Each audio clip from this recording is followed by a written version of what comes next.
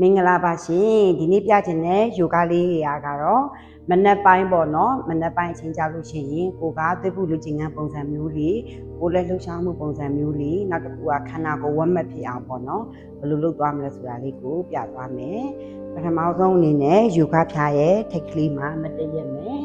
မတရက်ပြီးတော့ရင်တတိချာချာလေးတစ်ခုခုကိုအာယုံစူးစိုက်ပြီးတော့ကြည့်နေမယ်ခြေချောင်းလေးတွေမြောက်ပြီးတော့ရင်ခြေဖွားလေးကိုတတိချာချာယောဂဖြာပေါ်မှာထိရလားခံစားကြည့်မယ်ပြီးရင်ခြေချောင်းလေးတွေပြန်ချမယ်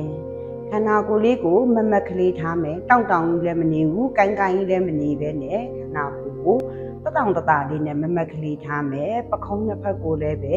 တတိချာချာလေးအားလျှော့ထားမယ်လက်မောင်းတွေအားလျှော့မယ်အရာဝတ္ထုတစ်ခုကိုဆူဆူဆိုင်ဆိုင်ကလေးကြည့်နေရင်းနဲ့မျက်လုံးလေးတစ်စုံကိုမိတ်ချလိုက်မယ်ဘယ်ဘက်လက်ကလေးကိုဘယ်ဘက်ရင်အောင်ပေါ်မှာတင်ပြီးတော့ညာလက်ကလေးကိုချက်ပေါ်မှာတင်ထားမယ်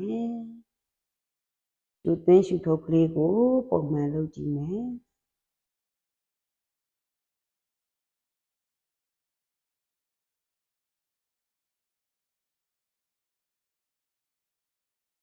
မိတ်ထားတဲ့မျက်လုံးတစ်စုံကိုဖြည်းဖြည်းလေးဖွင့်လိုက်မယ်ပြီးရင်လက်နှစ်ဖက်ကိုဘယ်ညာဆန့်ထုတ်လိုက်မယ်လက်နှစ်ဖက်ကိုဘယ်ညာမတင်ရင်းနဲ့ဝိုက်ပြီးတော့ရင်ဥကောင်းထက်ကိုဆွဲတင်သွားမယ်တင်လိုက်တဲ့လက်ချောင်းလေးတွေကိုလည်းလိုက်ကြည့်မယ်ပြီးရင်လက်နှစ်ဖက်ဘယ်ညာပြန်ခွဲပြီးတော့ခန္ဓာကိုယ်အထက်ပိုင်းလေးကိုအောက်ကိုစောက်ထိုးလေးနေကြည့်မယ်လေကိုရှူသွင်းရင်းနဲ့တဝက်လောက်ကိုထက်လာမယ်လေကိုရှူထုံးရင်းနဲ့စောက်ထိုးလေးပြန်နေမယ်လေကိုရှူသွင်းရင်းနဲ့ခန္ဓာကိုယ်အထက်ပိုင်းကိုမတင်မယ်လက်နှစ်ဖက်ဘယ်ညာဝိုက်ပြီးတော့ပြန်ဆွဲတင်မယ်အပေါ်ကလက်ချောင်းလေးတွေကိုလိုက်ကြည့်မယ်လက်နှစ်ဖက်ဘယ်ညာပြန်ဝိုက်ပြီးတော့အပေါ်ပိုင်းလေးကိုစောက်ထိုးလေးပြန်နေမယ်လေကိုရှူသွင်းရင်းနဲ့တဝက်လောက်တက်လာမယ်ရှူထုံးရင်းနဲ့စောက်ထိုးလေးပြန်နေမယ်လက်နှစ်ဖက်ကိုယောဂဖြာပေါ်မှာတည်တည်ချာချာလေးချထားပြီးတော့ရင်ဘယ်ခြေလေးကိုအနောက်ပို့မယ်ပြီးကမှညာခြေလေးအနောက်ပို့မယ်ခန္ဓာကိုယ်လေးကပလန်ပုံစံမျိုးလေးဖြစ်သွားမယ်အချိန်မှာတထောင်စိတ်ကလေးနှစ်ဖက်ကိုပြီးတော့ရင်ယောဂဖြာပေါ်လေးကိုမှောက်ချမယ်ချတူရန်ကပြီးရင်ခြေထောက်ကလေးကိုစမ်းထုတ်လိုက်ပြီးတော့လက်နှစ်ဖက်ဖိအားလေးနဲ့တထောင်စုကလေးထောင်ပြီးတော့ရင်ခန္ဓာကိုယ်အထက်ပိုင်းလေးကိုမလာမယ်ခေါ်ပါလားပြီးရင်အနောက်ဖက်ဒူးထောက်ထားတဲ့ဘက်ကလေးမှာတည်တည်ချာချာလေးဖနှောင်းလေးပေါ်မှာထိုင်ချလိုက်မယ်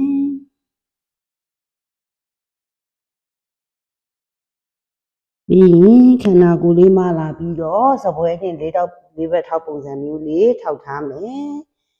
ပြီးလို့ရှိရင်ဒီနေရာမှာခတ်ခေါင်း position လေးကိုသွားကြမယ်ရင်ဘက်ကိုချခန္ဓာကိုယ်မီးညောင်လေးကိုအပေါ်ဆွဲတင်ခေါင်းလေးမော့ရှူမယ်ရှူထုံးရင်းနဲ့ကြောကုန်းကြီးပြန်ခုံးမယ်ခေါင်းလေးငုံမယ်ရှူသွင်းရင်းနဲ့ရင်မက်ချမယ်ကော့မယ်ရှူမယ်ရှူထုံးရင်းနဲ့ကြောကုန်းကြီးကိုပြန်ခုံးမယ်နောက်ဆုံးတစ်ကြောအနေနဲ့ရှူသွင်းရင်းနဲ့ရင်မက်ချမော့မယ်ရှူမယ်ရှူထုံးရင်းနဲ့ကြောကုန်းကြီးကိုပြန်ခုံးကြမယ်ပြီးရင်ခန္ဓာကိုယ်ကိုလေးဘက်ထောက်ပုံစံမျိုးလေးနဲ့ခဏရဲ့နေနေမယ်လေးဘက်ထောက်ကလေးမှာဆိုရင်လက်နှစ်ဖက်ကတည်တည်ချာချာလေးထောက်ပြီးလက်ချောင်းလေးတွေကားထားမယ်လက်ချောင်းလေးတွေအာယူမယ်အနောက်ဖက်ဒူးလေးကိုလည်းထောက်ထားမယ်လေးဘက်ထောက်အနေထားကနေကိုကဘယ်ခြေလေးကိုဖြည်းဖြည်းချင်းအနောက်ကိုကန်မယ်ယောဂဖြာလေးပေါ်မှာခြေပြားလေးတွေတင်ပြီးတော့ရင်အနောက်ကလေးကိုကန်ကြည့်မယ်ကန်တဲ့အချိန်တိုင်းမှာကိုယ့်ရဲ့တကောက်ခွက်တွေကတင်းတင်းဖြင်းဖြင်းလေးခံစားနေရလိမ့်မယ် ပြီးရင်အဲ့ဒီကန်ထားတဲ့ခြေထောက်ကလေးကိုဆွဲတင်ပြီးတော့ညာခြေလေးကြော်ပြီးတော့ချမယ်ပြီးရင်ညာပခုံးလေးကြော်ပြီးတော့အဲ့ဒီအနောက်ကခြေထောက်ကလေးကိုလှမ်းကြည့်ကြည့်မယ်ဆွဲထားမယ်ဒီအချိန်မှာဆိုရင်ဘယ်ဘက်ဘေးတစ်စောင်းကြောရည်တင်းနေတာခံစားရလိမ့်မယ်ကိုယ်ခန္ဓာကိုယ်ကိုသိသိချာချာနားထောင်ပေးရမယ်ပြီးရင်ဘယ်ခြေလေးကိုပြန်မလာပြီးတော့ရင်လေးဘက်ထောက်ကလေးပြန်နေမယ်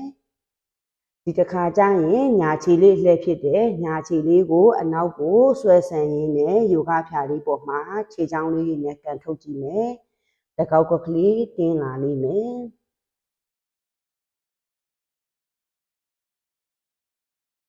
ပြီးပြီဆိုရင်တော့ကန်ထားတဲ့ခြေထောက်ကလေးကိုအပေါ်ကိုဆွဲတင်ရင်းနဲ့ဘယ်ခြေလေးကိုကြော်ပြီးတော့ချမယ်ဘယ်ပခုံးလေးကိုကြော်ပြီးတော့ရင်ချလိုက်တဲ့ဘယ်ခြေလေးကိုကြည့်ကြည့်မယ်ဒီအချိန်မှာဆိုရင်တော့ညာဘက်ပေတစောင်းကြောတွေတင်းနေရမယ်ဖြည်းဖြည်းချင်းလေးခန္ဓာကိုယ်လေးကိုဆွဲခေါ်မယ်ဒီကနေဖြည်းဖြည်းချင်းညာခြေလေးကိုပြန်မလာပြီးတော့ရင်လေပတ်ထောက်ကလေးပြန်နေမယ်ပြီးရင်အနောက်ခြေပြားလေးထောက်ပြီးတော့ downward facing dog ကိုပြောင်းချမယ်downward facing dog မှာဆိုရင်တချို့သူတွေကဖနှောင်းလေးတွေမှကြွနေတတ်တယ်တချို့သူတွေဖနှောင်းချလို့ရတယ်ဖနှောင်းချတာကတော့အကောင်းဆုံးပဲစူးစမ်းပြီးတော့တဆင်ကြီးစီသွားကြည့်ကြည့်မယ်ပြီးရင်ကိုက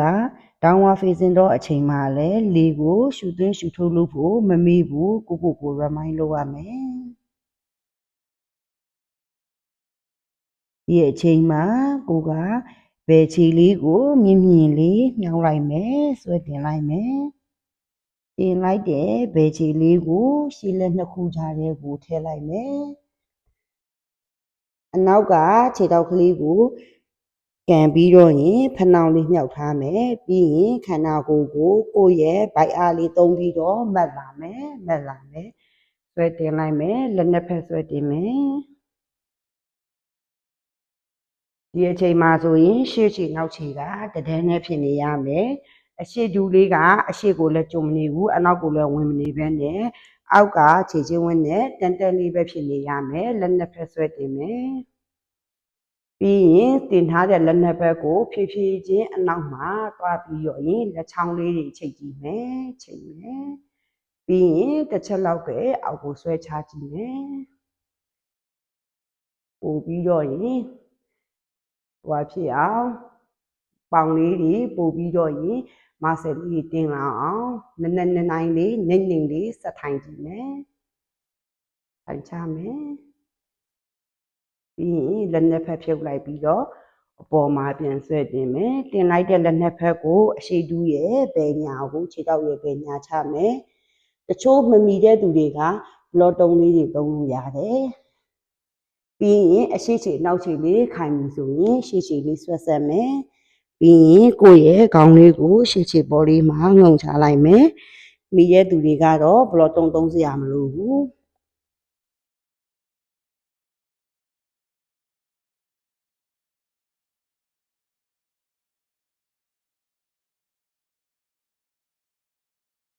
ပြီးရင်ခန္ဓာကိုယ်ကိုဖြည်းဖြည်းချင်းလေးပြန်ပြီးတော့ရင်မူလအနေထားကိုပြန်လာမယ်လက်နှစ်ဖက်ပြန်ဆွဲတင်မယ်နောက်တစ်ကြောတစ်ချက်ကခန္ဓာကိုယ်ကိုပို့ပြီးတော့ရင်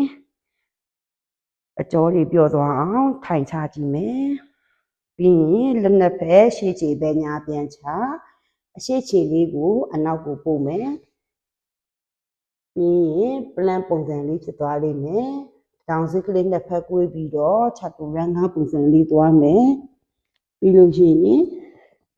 လက်နှစ်ဖက်ကိုရင်ဘတ်ရဲ့ဘယ်ညာမှာချမယ်ခေါ်ဘရာပုံစံမျိုးလေးမှာလာမယ်ပြန်ချမယ်လက်နှစ်ဖက်ကိုယောဂပြထိရဲ့ဘယ်ညာမှာချမယ်ရှူသွင်းရင်းနဲ့မှာလာမယ်ရှူထုတ်ရင်းနဲ့ပြန်ချမယ်ဒီတခါလက်နှစ်ဖက်ကိုရင်ဘတ်ဘယ်ညာမှာချထားမယ်ခြေဖြားလေးကိုလည်းထောက်ထားရင်းနဲ့ခန္ဓာကိုယ်ထပ်ပိုင်းလေးကိုဖြည်းဖြည်းချင်းဆွဲတင်ရင် ချက်တော့မ facing တော့ပြောင်းမယ်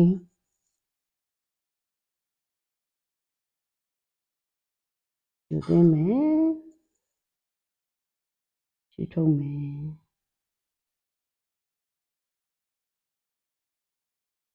ဒီတခါညာချီလေးကိုမြင့်မြင့်လေးဆွဲတင်လိုက်မယ်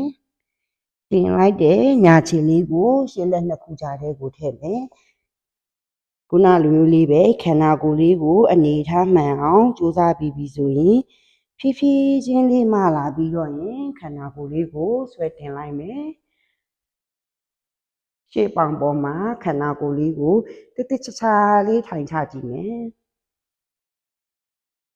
ပြီးရင်လက်နှစ်ဖက်လက်ချောင်းလေးတွေကိုအနောက်မှာသွားချိတ်မယ်ချိတ်လိုက်တဲ့လက်ချောင်းလေးတွေအောက်ကိုဆွဲချမယ်ယူသွင်းမယ်ယူထုတ်မယ်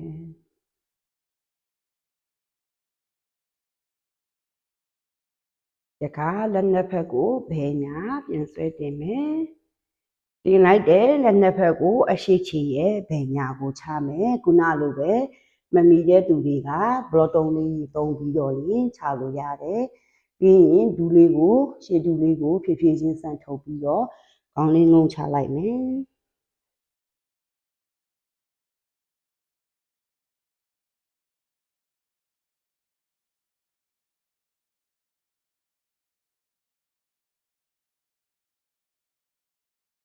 ပြီးရင်ဖြည်းဖြည်းချင်းခေါင်းလေးမောလာမယ်ရှူသွင်းမယ်ဒီထုံးရင်းနဲ့ကုနာမူလာပထမ position လေးကိုပြန်သွားကြမယ်ခန္ဓာကိုယ်လေးပြန်မက်လာမယ်လက်နှစ်ဖက်ဆွဲတင်မယ်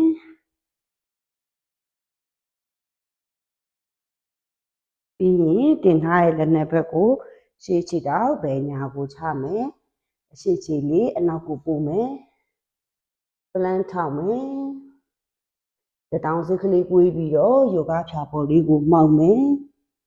ပြီးရင်လက်နှစ်ဖက်ဘယ်ညာဖိထားရင်းနဲ့ကော်ဘရာပုံစံမျိုးလေးမှာလာမယ်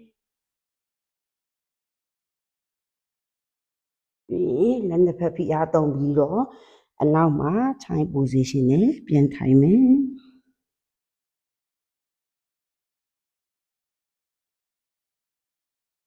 ပြီးရင်ခန္ဓာကိုယ်လေးကိုဖြည်းဖြည်းချင်းလေးမှာလာမယ်အနောက်ကဖနောင်လေးပေါ်မှာထိုင်ချလိုက်မယ်လက်နှစ်ဖက်ဘယ်ညာချမယ်လက်ဖက်စလုံးကိုအပေါ်မှာဆွဲတင်လိုက်မယ်ဘယ်လက်ကလေးကိုဘယ်ဘက်ခြမ်းလေးကိုချမယ်ညာလက်ကလေးကိုဥကောင်းထက်ကနေဆွဲပြီးတော့ခန္ဓာကိုယ်ရဲ့ညာဘက်ဘေးကြောလေးကိုတစ်ချက်ကဆွဲဆန့်ကြည့်မယ်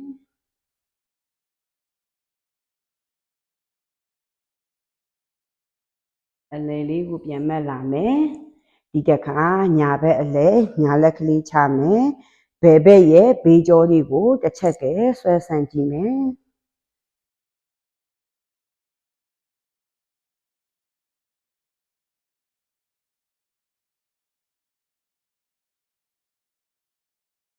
ပြီးရင်ခန္ဓာကိုယ်လေးပြန်မက်လာမယ်လက်နှစ်ဖက်ဆွဲတင်မယ်တင်လိုက်တဲ့လက်နှစ်ဖက်ကိုအနောက်မှာခြီလိုက်မယ်ခြီလိုက်ပြီးတာနဲ့အဲ့ဒီလက်ချောင်းလေးတွေကိုတစ်ချက်ကအောက်ကိုဆန့်ထုတ်ကြည့်မယ်လက်ချောင်းလေးတွေဟာဆိုရင်တစ်ချောင်းနဲ့တစ်ချောင်းတခြားလေးခြီထားမယ်ဖနှောင်းလေးအားဖြစ်နိုင်ရင်လက်ဖနှောင်းလေးပူထားမယ်ဆွဲဆန့်မယ်ဆွဲဆန့်မယ်တူထုံးရင်းနဲ့အရှိမယောဂဖြာပေါ်ကိုကောင်းလေးချလိုက်မယ်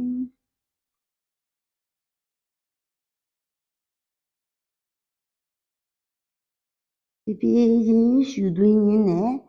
ပြန်မက်လာမယ်ပြီးရင်လက်နှစ်ဖက်ကိုဖြည်းဖြည်းချင်းလေးဖြုတ်လိုက်မယ်ဒီနေ့အတွက်ယောဂလေ့ကျင့်စဉ်လေးကတော့ဒီလောက်ပါပဲရှင်အခုလိုမျိုးမျှဝေခွင့်ရတဲ့အတွက်ကျေးဇူးတင်ပါတယ်အားလုံးပဲကျန်းမာပျော်ရွှင်သောနေ့ရက်များကိုပိုင်ဆိုင်နိုင်ကြပါစေ Namaste